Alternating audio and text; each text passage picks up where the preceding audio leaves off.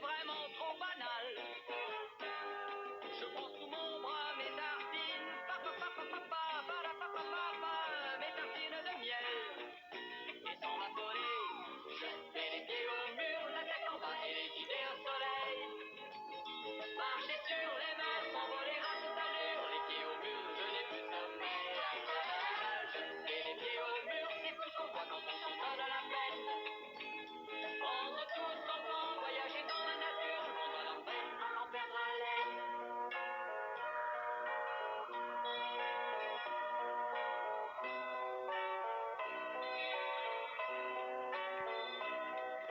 Je mets les pieds au mur, c'est tout ce qu'on voit quand on s'en donne la peine. Prendre tout son temps, voyager dans la nature, le monde à l'envers, à en perdre haleine. Je mets les pieds au mur, je mets les pieds au mur, je mets les pieds au mur, je mets les pieds au mur, je mets les pieds au mur. Alors l'idéal pour faire les pieds au mur avec le temps qu'il fait, c'est de se mettre dehors, de prendre sa télévision et de se mettre soit dans son jardin si on a la chance d'en avoir un, soit carrément se mettre sur le balcon, les pieds en éventail, mettre un petit cache pour éviter que le soleil nous empêche de voir la télévision et puis vous regardez les pieds au mur. On va rester ensemble à peu près 2 heures. À votre avis, l'émission est commencée ou pas là? Oui. C'est une répétition ou c'est l'émission? C'est l'émission.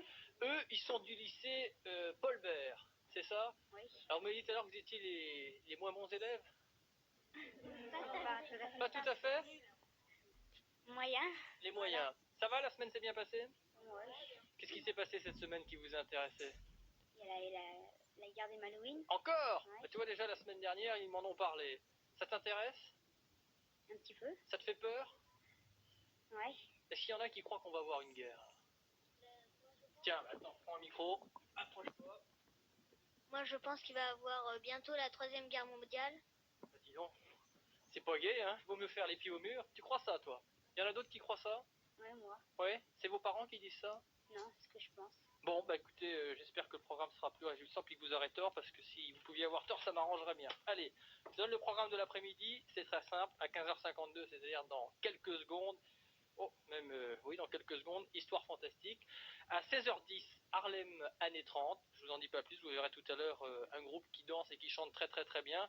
16h15, les dessins animés. D'ailleurs, à ce sujet, je voudrais vous dire qu'on reçoit du courrier qui dit que nos dessins animés sont, à votre goût, un peu trop bébés. Alors rassurez-vous, vous avez peut-être raison, vous avez peut-être tort, à mon avis, vous avez les deux, qui sont peut-être un peu trop jeunes. On est en train d'en refaire d'autres, et à partir du mois de septembre, on vous présentera une nouvelle série de dessins animés, peut-être plus appropriée à votre tranche d'âge. 16h35, une enquête avec un monsieur qui s'appelle Jacques Rougerie, profession architecte de la mer. Je vous en dis pas plus, parce que architecte de la mer, on peut se poser beaucoup de questions, les réponses donc à 16h35.